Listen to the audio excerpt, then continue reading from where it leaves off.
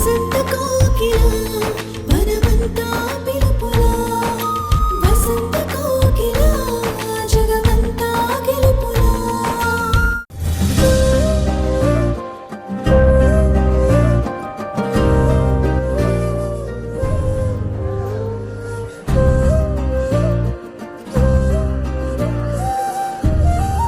Surprise ఇచ్చేవారే అయితే మీరే డైరెక్ట్గా ప్లాన్ చేయొచ్చు కదా. ఎవరూ లేనట్టు సూర్య హెల్ప్ తీసుకోవడం ఎందుకు? ఆయన మాటలు వినడానికి నాకు చాలా ఇబ్బందిగా ఉంది. సంధ్యా, సంధ్యా, మీరు నాకు సర్ప్రైజ్ ఇవ్వడం కాదు, ఏమి తెలియనట్టు నటిస్తూ నేనే మీకు షాక్ ఇస్తాను.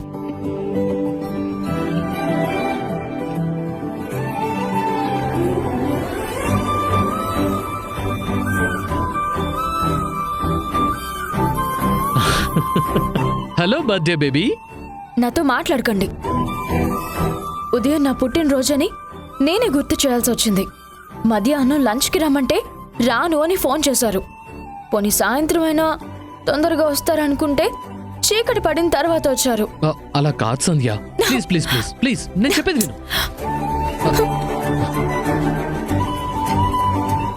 నాకు మాత్రం రావాలనుండదా బంగారం? కాకపోతే వర్క్ ఎక్కువగా ఉంది, నేను ఎస్కేప్ అవ్వలేకపోయాను. చేసిన తప్పులకి పరిహారంగా పశ్చాత్తాపంగా నీకు సర్ప్రైజ్ ప్లాన్ చేశాను. సర్ప్రైజా? ఏంటది? టటడాయ్, నీకోసం స్పెషల్ గిఫ్ట్. గిఫ్టా? అవును, ఓపెన్ చేసి చూడు.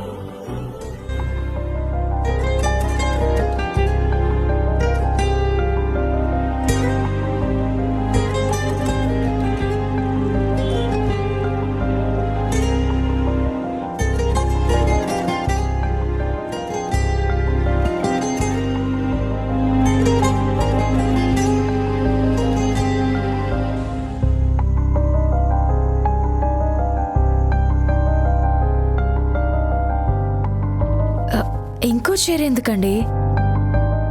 ఇంకో చీరేంటి? ఈ చీర కోసం ఈవినింగ్ నుండి ఎన్ని షాపులు తిరిగానో తెలుసా? ఇదిగో ఫైనల్ గా ఈ చీర నచ్చింది, తీసుకొచ్చేసాను.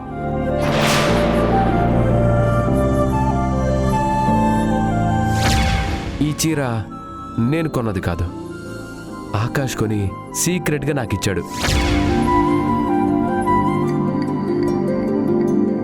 నువ్వేమో గిఫ్ట్ చూసి హ్యాపీగా ఫీల్ అవ్వకుండా ఏదో పాత చీర తీసుకొచ్చినట్టు మొహంలో ఏమాత్రం నవ్వు లేకుండా నన్ను మాత్రం చాలా హర్ట్ చేశావు. సారీ అండి. లాస్ట్ టైం మీరు చీర తీసుకొచ్చారు కదండి, ఈసారి ఏదైనా వెరైటీగా ప్లాన్ చేశారేమోనని నేను అలా అన్నాను, అంతేకాని చీర నచ్చక కాదు. అయితే చీర నచ్చిందా? కొన్నది మీరైతే నచ్చకుండా ఎలా ఉంటుంది చెప్పండి? సరే అయితే తొందరగా నువ్వు రెడీ అవ్వు. ఈరోజు మనం బయట డిన్నర్ చేసి మూవీ చూశాక ఇంటికొద్దాం. సరేనండి. Come on quick.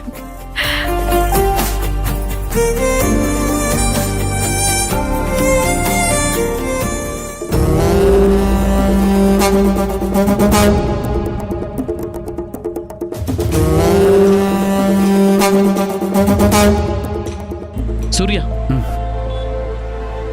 నేను సంధ్య బయటికి వెళ్తున్నాం, రావడానికి కొంచెం లేట్ అవుతుంది.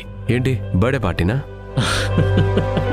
పార్టీ అని కాదు, కానీ మధ్యాహ్నం లంచ్కి రాలేదని మేడం గారు చాలా కోపంగా ఉన్నారు. అందుకే ఈ కాంపెన్సేషన్. ఓ ఓకే. మేము రావడానికి కొంచెం లేట్ అవుతుంది, నువ్వు లాక్ చేసుకొని పడుకో, నా దగ్గర ఎక్స్ట్రా కీ ఉందిలే. ఓకే ఆకాష్. ఇంతకీ సంధ్య అక్కడ? పైన రూమ్లో రెడీ అవుతోంది. సంధ్య అయిందా? ఇదిగో వస్తున్నానండి.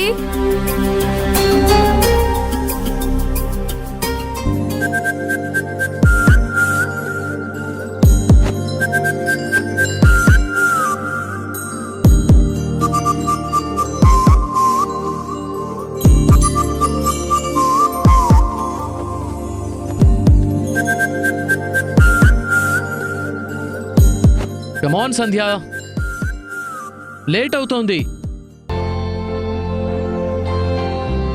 వస్తున్నానండి. ఇచ్చిన సరైన కట్టుకొస్తుందిలే.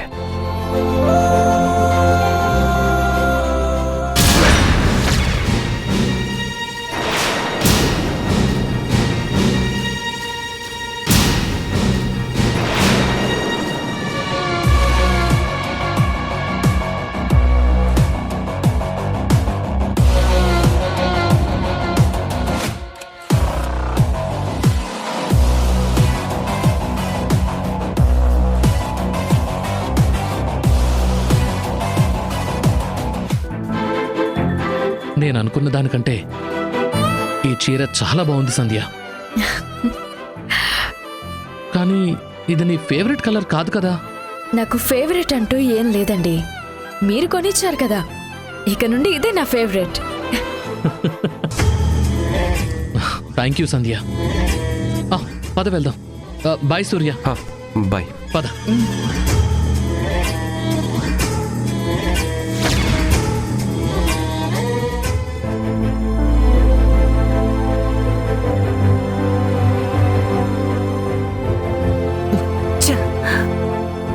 అనవసరంగా ఆపరేషన్ గురించి మాట్లాడి అబాస్ పాలయ్యాను. వేరే దారి లేదని కిషోర్ గారు చెప్పటం వల్లే మాట్లాడాను, కానీ అబార్షన్ పాపమని నాకు తెలుసు. ఏంటి బాబ్జీ, దూరం పెట్టడానికి స్కెచ్ చేస్తున్నావా? స్కెచ్చా? ఏం మాట్లాడుతున్నావు పండు? కడుపులో పిండాన్నే చంపాలనుకున్న ఆలోచన వచ్చినప్పుడు నా ప్రాణం కూడా ఒక లెక్క నీకు?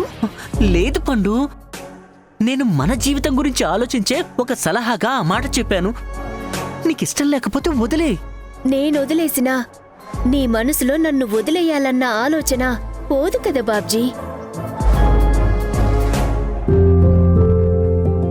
దీనికి కారణం నేనొక్కదాన్నే కాదు, ఇద్దరి రక్తం ఈ ప్రాణంలో ఉంది. అలాంటి ప్రాణాన్ని చిదిమెయ్యాలన్న ఆలోచన ఎలా పుట్టింది బాబ్జీ? పాపం కాదు, పరిహారం అనుకున్నాను. ప్రాయశ్చిత్తమేమోనని భ్రమపడ్డాను. నేను ఇలా మారిపోవటానికి, మాట్లాడటానికి కారణం ఎవరో తెలుసా? నువ్వు నీ కడుపులో బిడ్డ కాదు, దివ్య.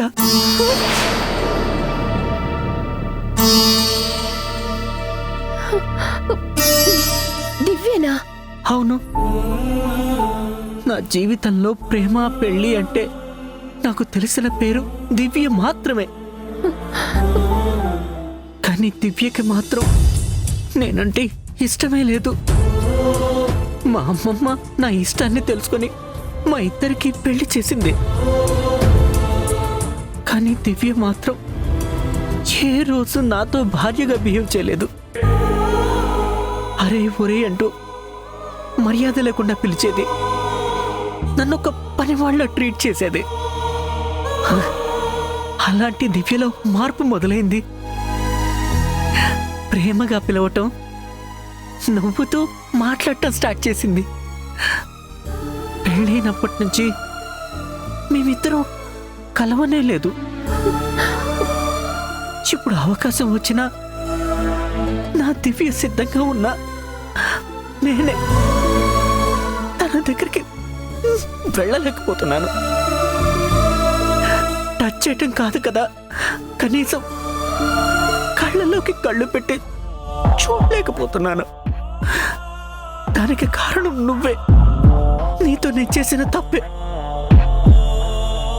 దివ్యం చూసిన ప్రతి క్షణం నేను చేసిన తప్పే గుర్తొచ్చి గిల్టీగా అనిపిస్తుంది.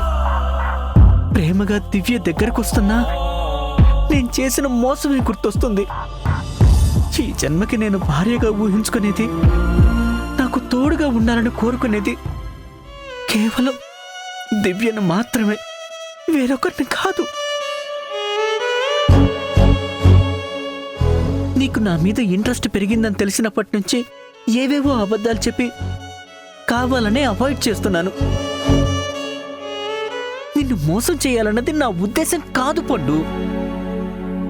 తెలియక జరిగిన పొరపాటుని ఎలా సరిదిద్దుకోవాలో తెలియక అబార్షన్ గురించి చెప్పానే తప్ప మనుషుల ప్రాణాలు తీసేంత రాక్షసుణ్ణైతే కాదు.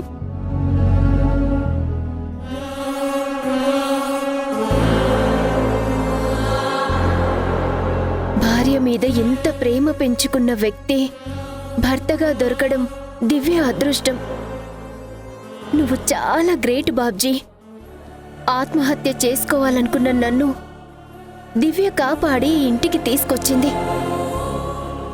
నువ్వు దివ్య భర్తగా పరిచయమైన క్షణమే నువ్వు నాకు లేవని అర్థం చేసుకున్నాను. ఇప్పుడు నువ్వు చెప్పిన కారణం కూడా నీ మీద ఇంప్రెషన్ పెరిగేలా చేశాయి.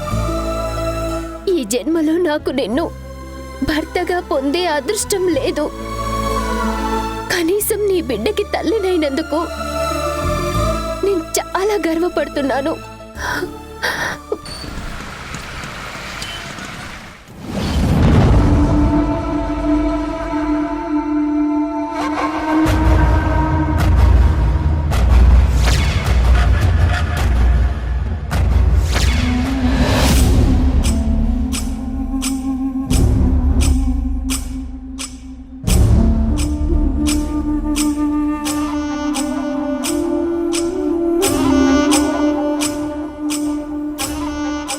సూర్య, నువ్వింకా నిద్రపోలేదా?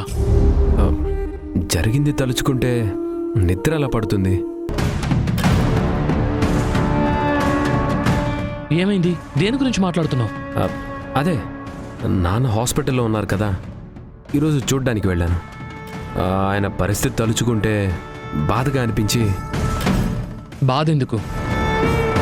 ఆయన హెల్త్ కండిషన్ ఇప్పుడు బాగుంది కదా, వెరీ సూన్ డిశ్చార్జ్ కూడా చేస్తారు. అవుననుకో, కానీ కన్న తండ్రి కదా.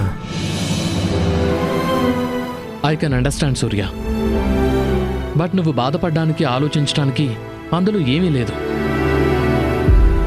అంతా మంచే జరుగుతుంది. అంకుల్ తొందరగా మీ ఇంటికి వస్తారు, నాకు ఆ నమ్మకం ఉంది. నువ్వు కూడా ధైర్యంగా ఉండు. ఓకే ఆకాష్. భోంచేసావా? తిన్నాను.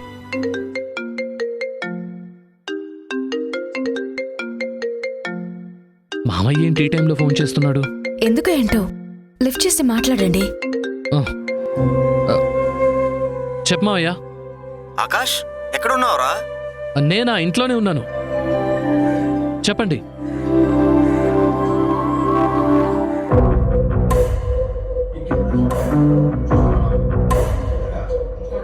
భర్తే అనుకున్నాను, ఫేవరెట్ కలర్ కూడా మారిందన్నమాట. లేకపోతే మీరు అబద్ధం చెప్పించిన చీర నేను కట్టుకుంటాను అనుకుంటున్నారా?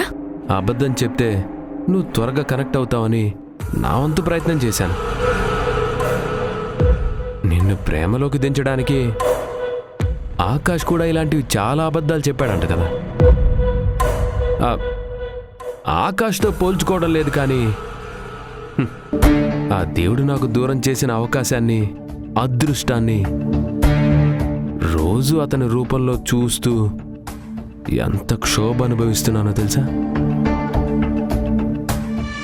అవునులే, నీకే పట్టింపు లేనప్పుడు తెలిస్తే అంత, తెలియకపోతే అంత. అందుకే రేపే ఈ సమస్యకి ఒక పరిష్కారం తీసుకురావాలని నిర్ణయించుకున్నాను. నా నిర్ణయం నిన్ను బాధ పెట్టినా పెట్టకపోయినా ఖచ్చితంగా నీకు జీవితాంతం గుర్తుండిపోతుంది.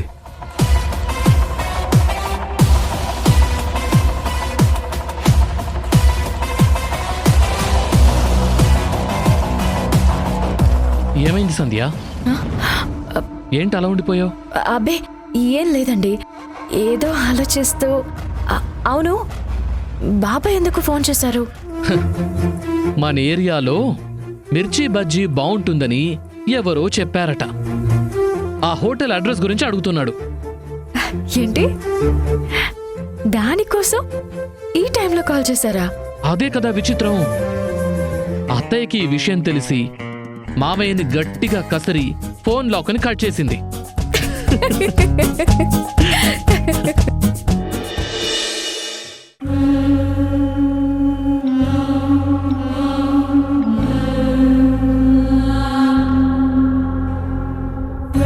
సూర్య, ఏమైంది? ఎందుకలా ఉన్నావు?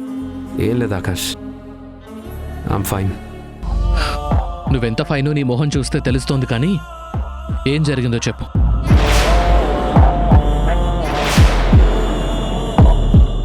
నాతో చెప్పొచ్చు కదా సూర్య.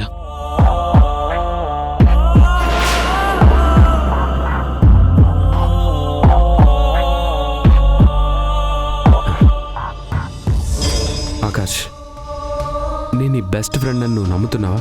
ఇదేం పిచ్చి డౌట్ సూర్య. నా ప్రాణం ఉన్నంత వరకు సంధ్య, నువ్వు నాకు 2 కళ్ళు. మీరిద్దరూ ఉంటే చాలు. నాకు ఈ ప్రపంచంలో ఎవరు వద్దు. నీ జీవితంలో నాకు ఇంత గొప్ప స్థానం ఇచ్చావు కదా. నిన్నొక హెల్ప్ అడుగుతాను, చేస్తావా ఆకాష్? ప్రాణం అడిగినా సరే క్షణం కూడా ఆలోచించను సూర్య. ఏం కావాలన్నా ధైర్యంగా అడుగు.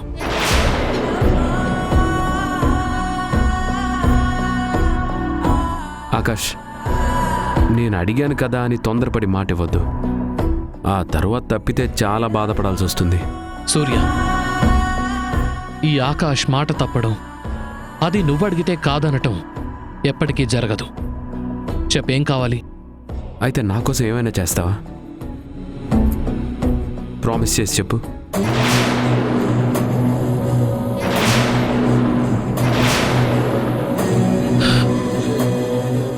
ప్రామిస్.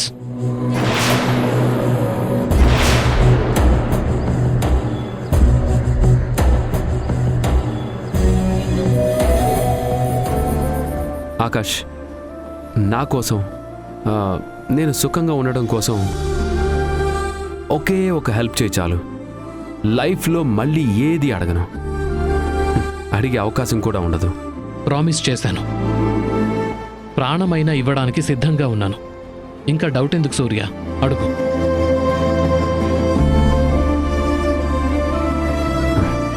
నేను చచ్చిపోవాలనుకుంటున్నాను.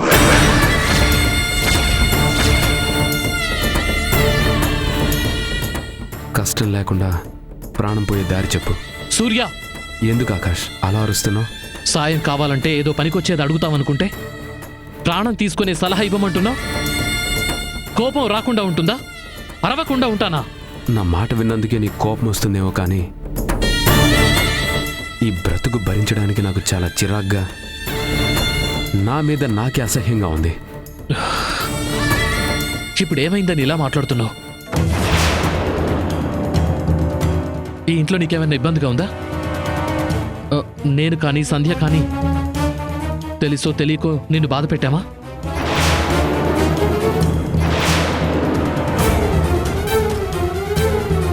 లేదా ఆకాష్, నువ్వు సంధ్య నన్ను చాలా ప్రేమగా చూసుకుంటున్నారు.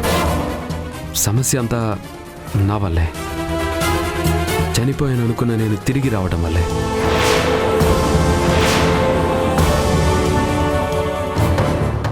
నేనంటూ తిరిగి రాకపోయి ఉంటే ఇదంతా జరుగుండేది కాదు. నాన్న హాస్పిటల్లో అడ్మిట్ అయ్యేవారు కాదు. నేను ఇంటికి వచ్చేవాడినే కాదు.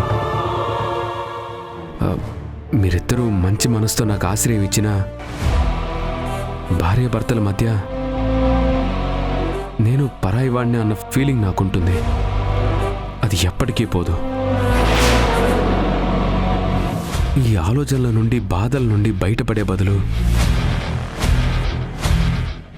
ఏ కష్టం తెలియకుండా చనిపోవడం ఉత్తమం అనిపిస్తుంది. అందుకే అడుగుతున్నాను, నేను ఎలా చనిపోవాలి? క్షణంలో ప్రాణం పోయే దారులే ఉన్నాయి. జస్ట్ స్టాప్ ఇట్ సూర్య. పిచ్చి పట్టినట్టు మాట్లాడకు. చనిపోవడానికి దారులు వెతుక్కోవడం కాదు. ముందు నీ మనసులోంచి ఒంటరి వాడినన్న ఫీలింగ్ తీసేయి. నువ్వు ఇలా ఆలోచించడానికా నిన్ను బలవంతంగా ఇంటికి తీసుకొచ్చింది? ఎన్నిసార్లైనా సరే మన విషయంలో నేను చెప్పేది ఒక్కటే. జరిగిన దాంట్లో మన ముగ్గురులో ఎవరి తప్పు లేదు. తప్పేదైనా ఉంది అంటే మన రాతలీలా రాసిన ఆ పైవాడిది. పిచ్చి పిచ్చి ఆలోచనలు మాని రెస్ట్ తీసుకో సూర్య. రెస్ట్? కళ్ళు మూసుకుంటే చాలు. ఆలోచనలు తప్ప నాకు కునుకు రావట్లేదు. చేతిలో తాళం ఉన్నా, బయట ప్రపంచం కనిపిస్తున్నా, బోన్లో బంధించిన ఖైదీలా బయటికి రాలేక, లోపల ఉండలేక నరక యాతన అనుభవిస్తున్నాను. పోనీ ఒక పని చేయనా, నేను కూడా నీతో పాటు సైట్కి వచ్చి వర్క్ స్టార్ట్ చేస్తాను. అవసరం లేదు సూర్య. నువ్వు మెంటల్గా ఫిజికల్గా ఫస్ట్ కోలుకో చాలు. అలా అని ఇంకొన్ని రోజులు ఈ 4 గోడల మధ్య నిజంగా ఉంటే నాకు మెంటల్ ఎక్కేలా ఉంది. అలా ఏం కాదులే సూర్య. ఫోన్ చూడు, బోర్ కొడితే టీవీ చూడు, నీకు నచ్చిన వంటలు సంధ్యకి చెప్పి చేయించుకో, యోగా ఎక్సర్సైజెస్ చెయ్యి. సాధ్యమైనంత వరకు నీ మైండ్ని పీస్ఫుల్గా ఉంచుకో. ఇంతకు మించి నువ్వేం చెయ్యొద్దు. అన్నీ వాటికవే సర్దుకుంటాయి.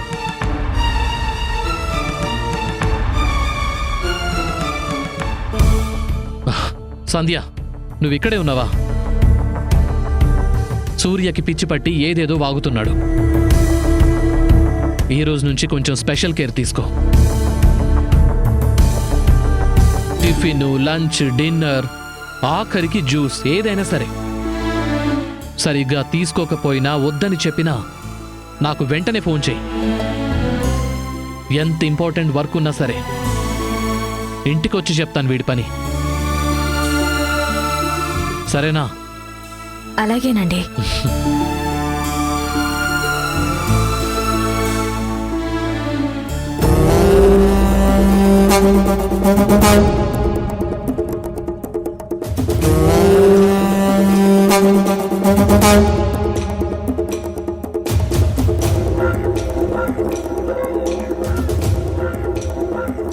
విన్నావు కదా, ఇక నుంచి స్పెషల్ కేర్ తీసుకుంటావా?